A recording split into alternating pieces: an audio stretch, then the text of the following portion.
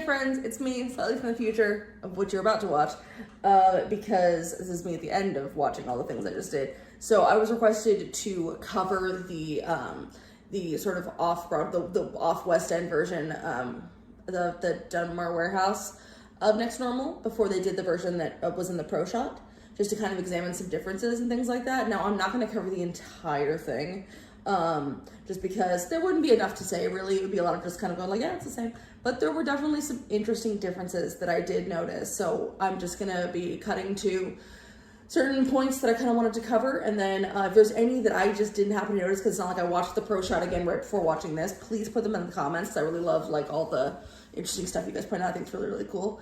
Now, keep in mind, this is a bootleg, which showed up to me by magical fairies. Who knows where they come from? Not I. So the quality is not perfect, the audio is not perfect, and also we're looking at it at an angle. There might be some things that I point out that if you happen to be one of the very lucky people that were at this performance, you might be able to correct me on or give me more information on. By all means, let me know. But yeah, so I'm gonna cut to random parts, and then at the very end, we're just gonna go over my overall feelings. And then that, I think, is gonna be it for Next to Normal. Unless something else happens, Next Normal related. This was such an interesting musical to kind of start my delving into musicals on my channel with, and it's become now one of my favorite shows, thanks to this amazing cast, who I can't wait to jump into more of stuff they've done in the past. No one requested to cover maybe like Frozen or Harry Potter, like some of the stuff that this cast has done, which I happily will, especially Frozen. Ex-Disney cast member, have a lot of Disney emotions, so yes, very, very yes. Anyway, on to the Next to Normal. See you in a bit. You square all corners, I straighten the curves. You've got some nerve, Henry, and I'm just stronger. But even if everything else turns to dirt, we'll be the one thing in this world that won't hurt.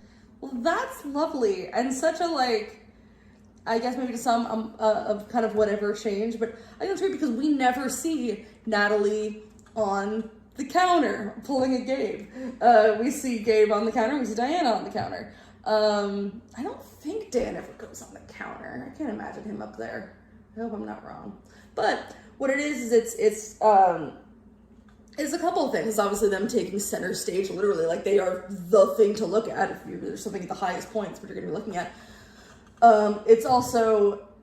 It's an act of kind of almost mild defiance in a way of like, you're not supposed to stand on counters kind of thing. It's her acting out of something she would never ever do. She's not the kind of person that would do something like that. She is, constantly anxious about stepping out of line because she's just trying to function in her family where, she kind of can't have that sort of attention on her because it's all so overshadowed by her mother.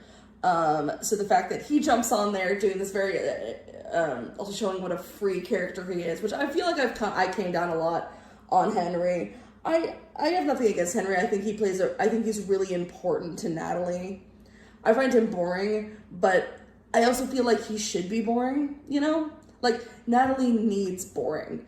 Natalie needs just a normal boy so she can try to be a normal girl, and that's a good thing. I kind of roll my eyes a little bit at him toward the end when he's very much just like, it's like, so you can go crazy, I can go crazy, crazy's perfect. I'm like, don't say that to a girl who's been through the things she's been through. But also he's naive. And maybe Natalie needs a little bit of that too. So, I might sound very down on Henry. I suppose I am as just like an audience member because I find his songs boring. But I think just as someone who, if these characters were real, wants what's best for Natalie, I'm happy about Henry existing. But the fact that, like, he jumped on there and then she reached up to him, even though, like, earlier in the song we saw that, like, she looked nervous when he even came close to touching her and was just staring at their hands almost touching, because there's so much, as we saw throughout the show, of this is a show of near touches between lots of people. It's a bunch of people not quite connecting. So that moment of, like, he's actually reaching out to connect to her and she does not know what to even do with someone trying to do that to her. And then she holds out her hand, he brings her up there, and she looks scared for a minute, and then it's just was locked into just looking in his eyes as they're rotating. It's very sweet. I actually really, really like that. of almost wish they kept that, but then also that with the blocking would have been way different because like at this point Diana is also like if I remember correctly, they're in the foreground and Diana's sitting on a chair by the kitchen island, so that wouldn't have really worked like blocking wise. A lot of the changes in here so far have seemed to be very blocking related, but this is a very cute moment that I really like. Ooh, and then get scared. That's fair. I can't fix what's fucked up. But one thing I know I can do. I could be perfect for you. Be perfect for you. Perfect for you.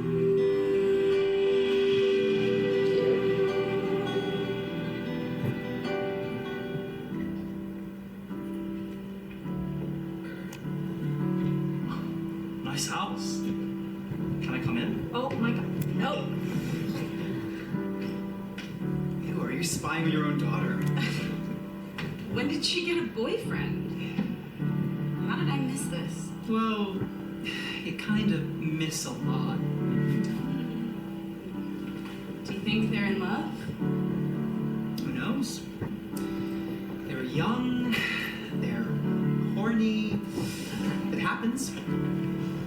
Do you think it's interesting that she's wearing a gray sweatshirt just like Gabe's?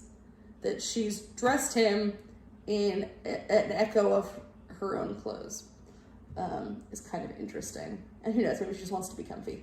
But, because hey, when I want to be comfy, I wear sweatshirts, so I get it. But also having her be on the stairs, a place where it would make sense for a mom to stumble upon something, as opposed to her being in the kitchen, like right in front of them, which offers more of a suspension of disbelief, because obviously you know that like if Natalie and Henry were right there, they would notice Diana being there. But I feel like that also shows in the I'll say the pro shot version, where she is in the room with them, like right next to them. When all this is happening, it shows how much more of a complete ghost she feels like in her own home, going in time as the mountains.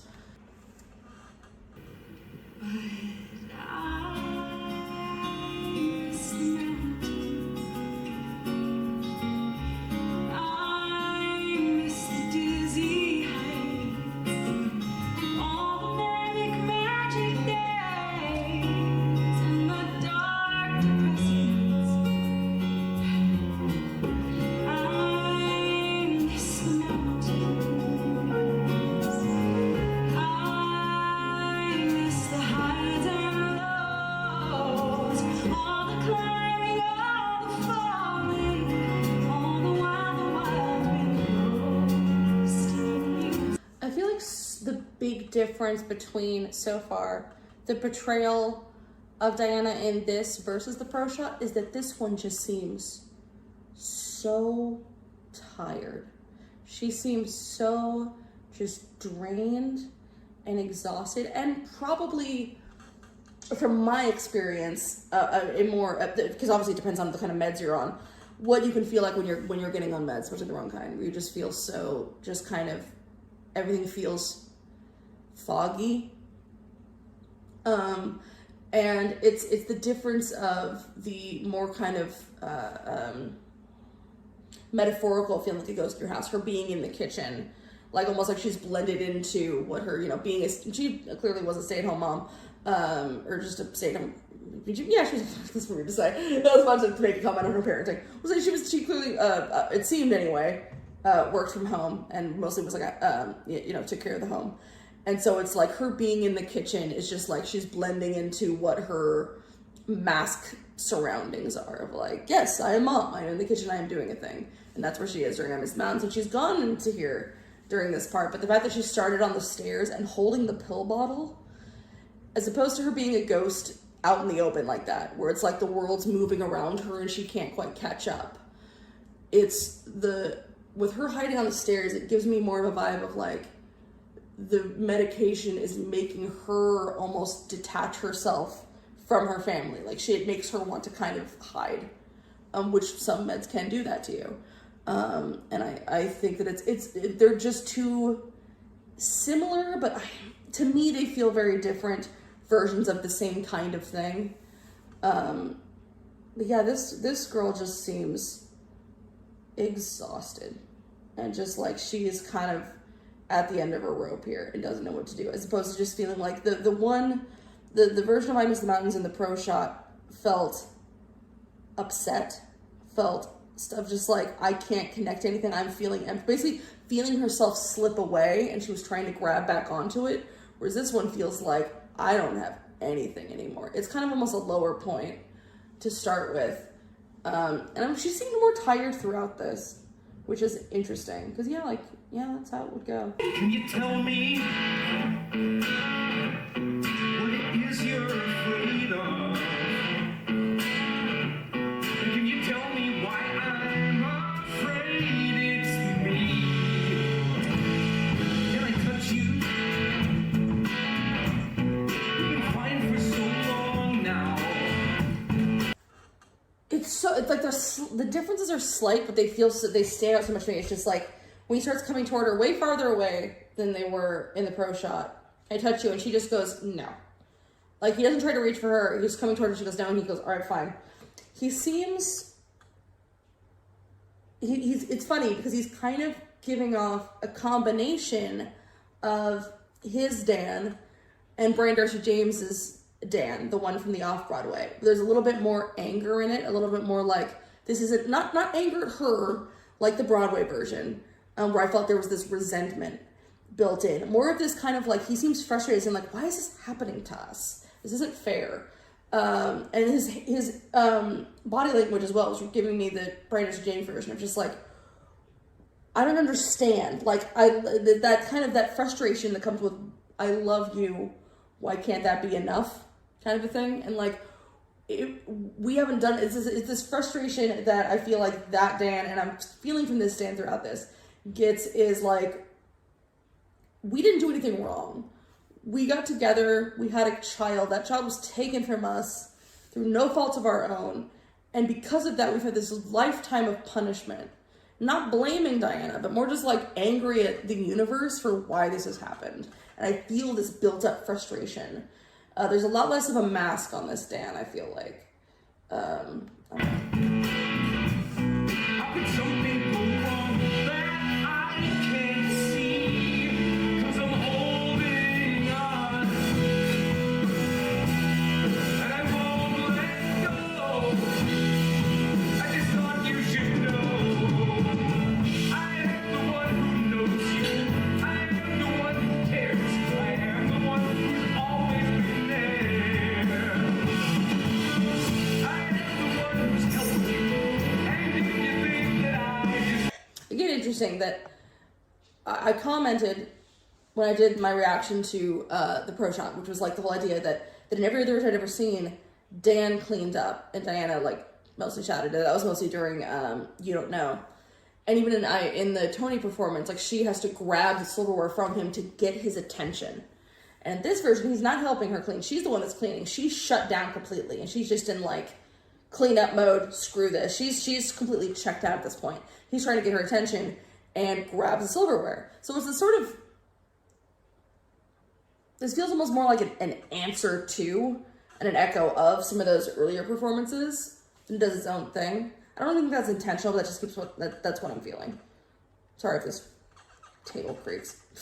don't give a damn, just don't know who I am. He's angrier, but frustrated. You leave me?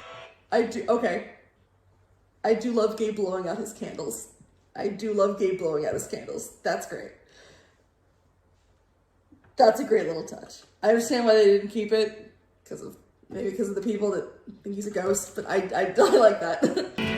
It's me. Would you let me go under? Why can't you see? Would you watch as I drown? It's so close. Wonder why?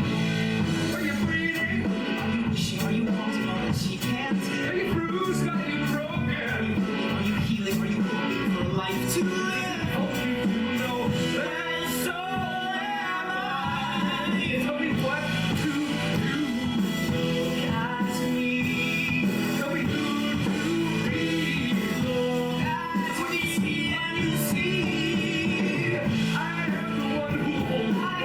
That's interesting. Gabe, I said in the first one, in the pro shot version of this, that he's got this kind of a lot angrier than the other ones, but this one he's like kind of aggressive. He's like coming. I love the almost sort of mirroring, the way when they were both looking at Diana, almost kind of looking like it's just she feels very gamed up on, I'd imagine. But he was like getting in Dan's face. He's following Dan. Like he's really like getting kind of aggressive with it, which I really like. The amusement of like a character being aggressive that can't touch you and you don't know this is there. But yeah, it's got a different vibe.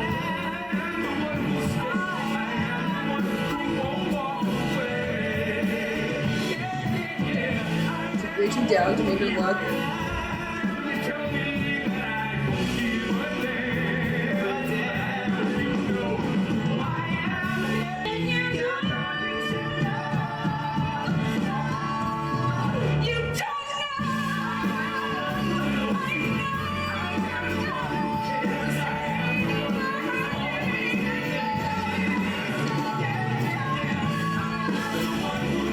Unlike the other one where I mentioned how much I liked that she kind of swung at both of them, that she's feeling attacked on all angles. She's just mad at Dan. Interesting. You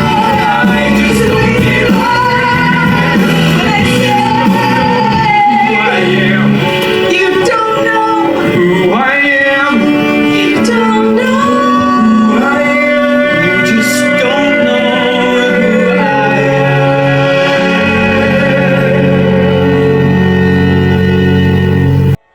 But still doesn't rush toward Gabe, which I like. Like the original where she would rush toward him, that still at the end of this performance, it's everyone separately suffering. Except for Natalie, who has Henry. And she didn't smash the cake this time, which I kind of like that she smashed the cake in the pro shot. Because kind of like, again, this feels like, because it is for the audience the first time that her delusions have cracked, that we actually see what's really going on. I think it's also the first time that Diana maybe sees a little bit what's going on. That I feel like starting in this song, which I never thought of before, but when I saw the pro shot, it felt like suddenly even her delusions weren't safe anymore. And I feel that a little bit less here. It's also just man, performing in this space must be so insane because it's so intimate. Everyone's just like all up in your face. That's so scary. Oh goodness. I don't know. You know, this is one of those moments where you could just be a typical parent in line. Say yes. Yes. Aw, thanks. That's comforting. I am flame and I am fire. I am destruction, decay, and desire. I'll heal you. You know, Natalie, I'll heal you. It's not all about your comfort. I'm your wish, your dream come true, and I am your darkest nightmares. I've shown you. It's about helping your mother. I own you. As always.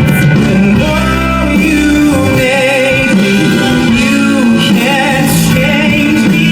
I'm the perfect stranger who knows you too well. This Gabe is a little bit more sinister. So it has a little bit more of those Aaron Tippett vibes. And the fact that he brought her the bag, that he looked in the bag, he saw the pills, and then brought her the bag, which I think putting the bag out, Aaron does in the original Broadway version. I don't think he looks in it, but he like sets it there. Which part of it's just because you need to get the prop on stage. The prop was already on stage, it was on the stairs. And then he brought it over to her, and I can't remember how much of that part was sung at her during the pro shot version. The I'll hurt you, I'll heal you, while handing her while setting down this bag of pills.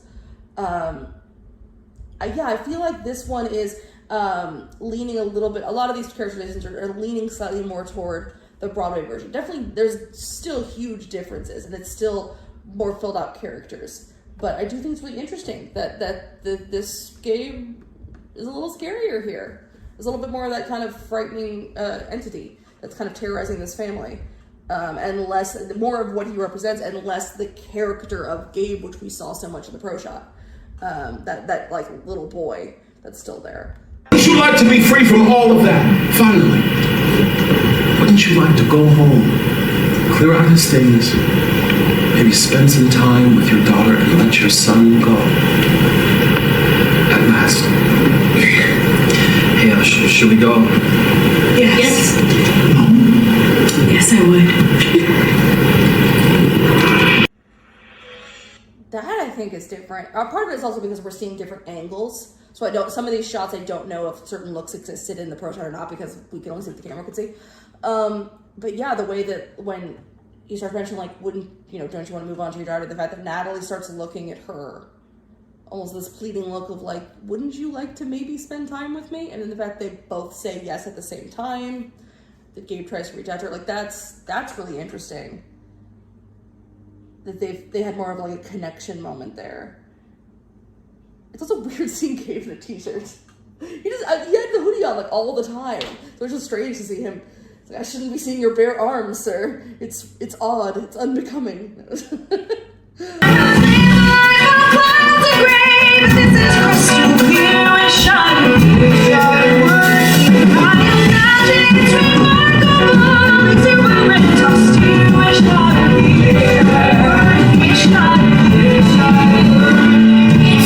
So they don't have the bed, they're just using the flat are just using the kitchen island, which is fair.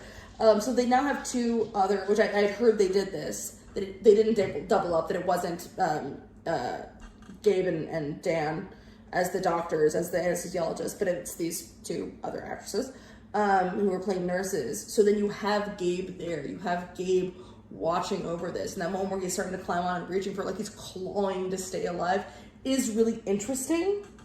I think I like them being the doctors better, a little bit. I don't know though. I think that's a preference thing, because I do think this is interesting, of having him kind of clawing to life like this is kind of cool. But it takes away from, I feel like the focus of this number should so be on Diana and Natalie. That I don't know, maybe Gabe being there is distracting. I don't know. What do you guys think about that? I feel like that could go either way. I think they're both really interesting takes. Everything is different now. I know what he means. Turn me on and flip the switch. I'm good as gold. That's interesting. Because yeah, before we had the great kind of like split screen thing, split shot of Natalie and Diana, but here not only do we have them like running towards each other, we have them grabbing hands like that. Fascinating. There's a lot more little moments that Natalie and Diana are getting in this version. It's gonna be fine. It's gonna be fine. I'm gonna go back to the doctor because we caught it just in time. Take the pills and pay the bills. We'll do more ECT. Son! It's gonna be just. What was his name? It's gonna be just. What was his name? What was his name? What was his name? What was his name? What was his name? What was his name? What was his name? What was his name? What was his name? Jesus, Dad! Hey!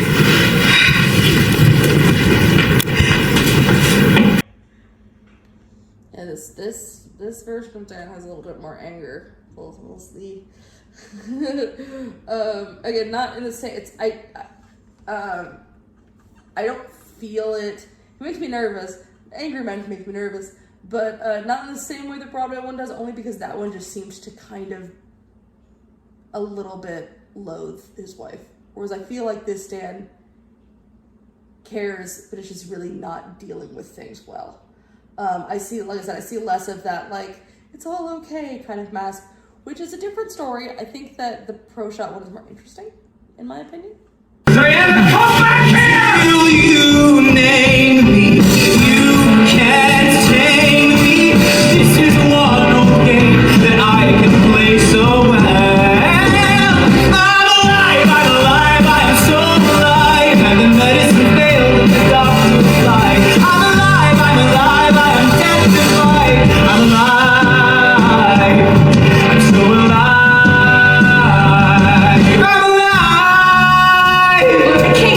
Yeah, you can tell that he watched. There were a couple little movements in here that are pure Aaron Tveit from the Broadway version. Yeah, for sure. Less creepy than that one, which I definitely appreciate. But I definitely see the resemblances here, like a lot. I am the one who knows. I am the one you fear. I am the one who's always been here. I am the one who cared. I know you told her that I'm not worth the damn. I know you know who I am. No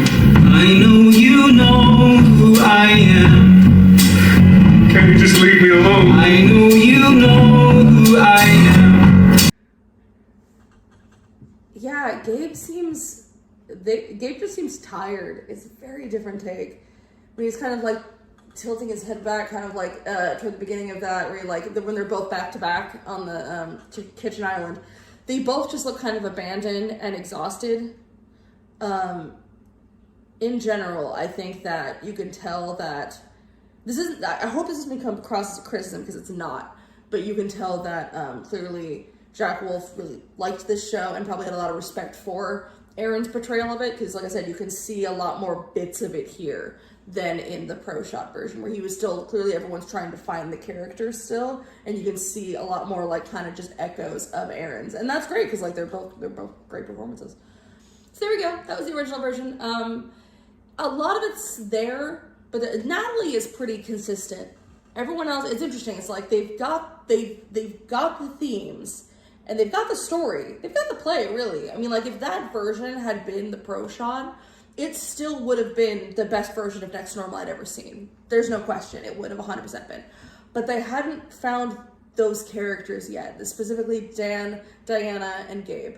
And it's those changes that, like I said, it still would have been the best version I've ever seen of Next to Normal. But with finding that sort of this Dan that so desperately wants to help his wife, that so desperately just wants everything to be okay, and it just has this mask on of trying to keep things fine. You're seeing those cracks when those angry moments happen. They mean so much more because they stand out so much against the version that we've seen for the most part of him in the play. It makes them hit harder. That Diana, who just seems to be just suffering, and both versions clearly are suffering a lot, but like so just overwhelmed constantly by everything happening to her. The Gabe, who's still that little boy, who's this child that never got to grow up, and you see that little boy just wanting to be able to live, transcends it into not just like, oh, this is my favorite version of Next Normal, but like, oh, this is one of my favorite theater things I've seen. And it just shows how great and important workshops are, how great it is to just see how, it's why it's, it's cool to be able to follow a musical or a play as it goes to different, like it goes to, off-Broadway to Broadway to whatever it may be, as we've seen, even just going from like the Broadway version to this West End version. It's cool to see how the same dialogue, the same lyrics, the same piece can just change so much with major changes, like going to the West End, or with these minor changes of finding those characters in there to just make everything resonate even more. So this is really cool. I'm glad that I got to watch this. It's cool to see how it changed and how they found those characters in there. Yeah, so there we go. Those are my little thoughts on this version of Next to Normal. And yeah, now next I'm going to be doing a little countdown and then on to Into the Woods. Yay! All right. Thanks so much, everybody. I'll see you later.